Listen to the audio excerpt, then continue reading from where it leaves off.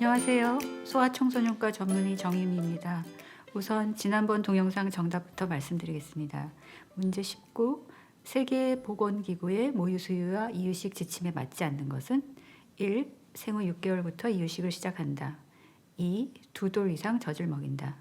3. 6개월에도 이유식을 3번으로 늘릴 수 있다. 4. 덩어리진 음식을 거부하면 계속 묽게 먹인다. 5. 매일 고기를 먹인다. 6.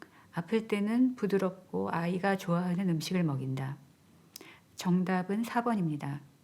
덩어리 있는 고형식을 늦게 주면 나중에 음식을 뱉어내거나 토하거나 삼키지 않고 물고 있는 섭식 장애가 생길 수 있으므로 원령에 맞게 반드시 음식 굽기를 단단하게 만들어 주어야 합니다.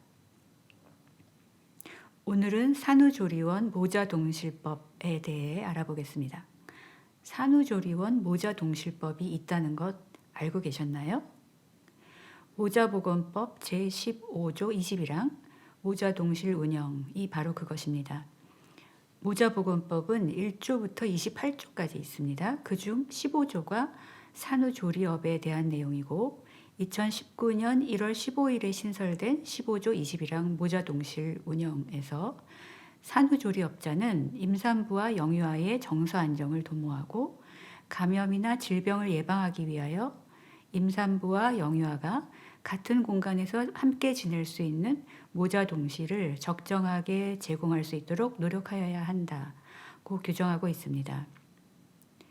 한국에는 전 세계 그 어디서도 찾아보기 어려운 산후조리원이라는 시설이 있습니다. 한국보건사회연구원에서 발표한 2018년 산후조리 실태조사 결과 분석에 따르면 2017년 현재 분만 후 75.1%의 산모가 산후조리원을 이용하고 평균 이용기간은 13.2일입니다. 한국 엄마들이 산후조리원을 선택하는 가장 큰 이유는 육아에 시달리지 않고 편하게 산후조리를 할 수 있어서입니다. 그래서인지 1.3%만 24시간 모자동실을 하고 있고 아기와 함께 지내는 시간은 평균 4.3시간에 불과합니다. 모자동실이 불필요하다고 생각하는 산모도 47.6%나 됩니다. 그러면서도 조리원에 가장 필요한 것이 모유수유 교육이라고 답한 엄마들이 94.2%나 됩니다. 마찬가지로 임신 중에 모유수유를 하겠다고 계획하는 산모들은 86.8%나 됩니다. 하지만 평균 14개월 정도 젖을 먹일 계획을 세우지만 실제로는 4개월 정도 지나면 젖을 끊고 있습니다. 즉 많은 산모들이 모유수유를 꿈꾸지만 실제로는 모유수유의 가장 결정적인 산후 2, 3주 동안 절대적으로 필요한 모자동실을 하지 않고 있습니다. 24시간 모자동실, 다른 나라들은 어떨까요?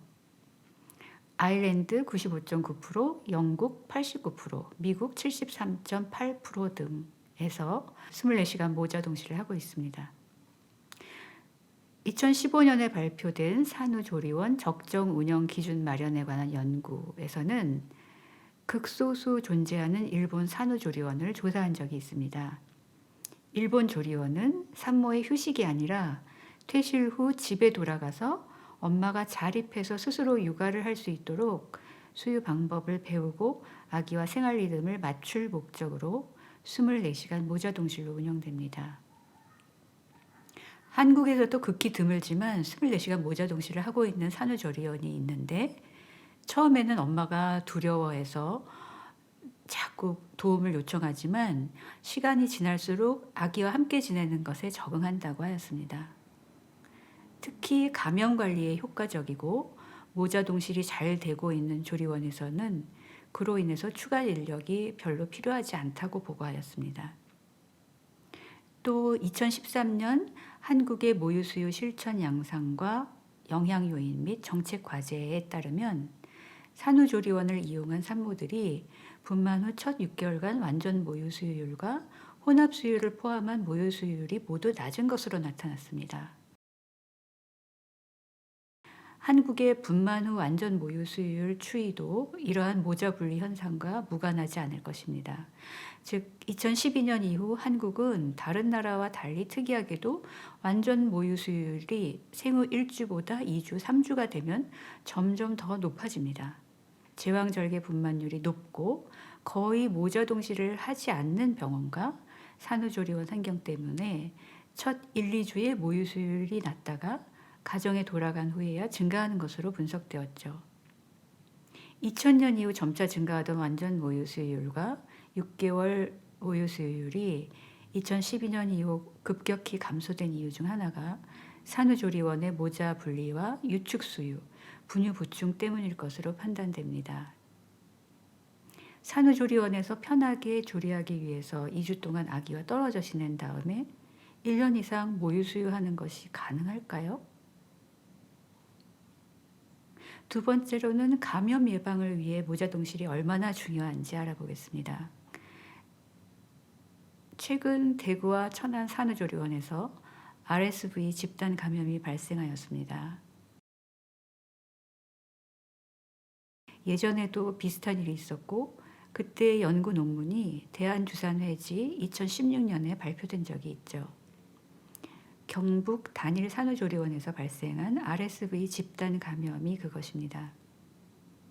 대상은 2014년 12월부터 2015년 1월까지 경주의 한 산후조리원에서 출생한 신생아 76명이었는데 그중 3명은 모자동실을 했었고 73명은 신생아실에서 지냈습니다.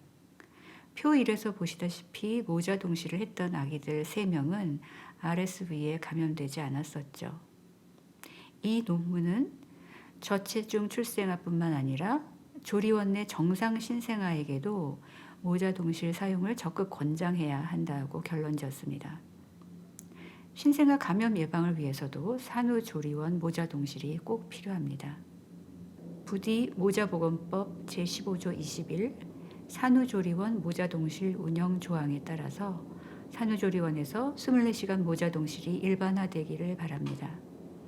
일본, 미국, 영국, 아일랜드 등 다른 나라 엄마들이 할 수 있는 24시간 모자동실, 우리 엄마들이라고 못할 이유는 없을 것입니다. 오늘 문제입니다. 문제 20. 산후조리원 모자동실에 대한 다음 내용 중 맞지 않는 것은 1. 모자보건법 제15조 21 모자동실 운영에서 산후조리원의 모자동실이 규정되어 있다. 2. 일본, 미국, 영국, 아일랜드 등 외국에서는 24시간 모자동실이 일상화되어 있다. 3. 신생아 감염 예방을 위해서도 산후조리원 24시간 모자동실이 필요하다. 4. 일본 산후조리원의 목적은 집에 돌아가 엄마 스스로 육아를 할 수 있도록 수유 방법을 배우고 아기와 생활 리듬을 맞추는 것이다. 5. 조리원에 가장 필요한 것이 모유수유 교육이라고 답하는 엄마들이 90% 이상이다. 6. 산후조리원에서 2주 동안 아기와 떨어져 지내도 집에 돌아가면 모유수유를 쉽게 할 수 있다. 정답은 다음번 영상에서 말씀드리겠습니다.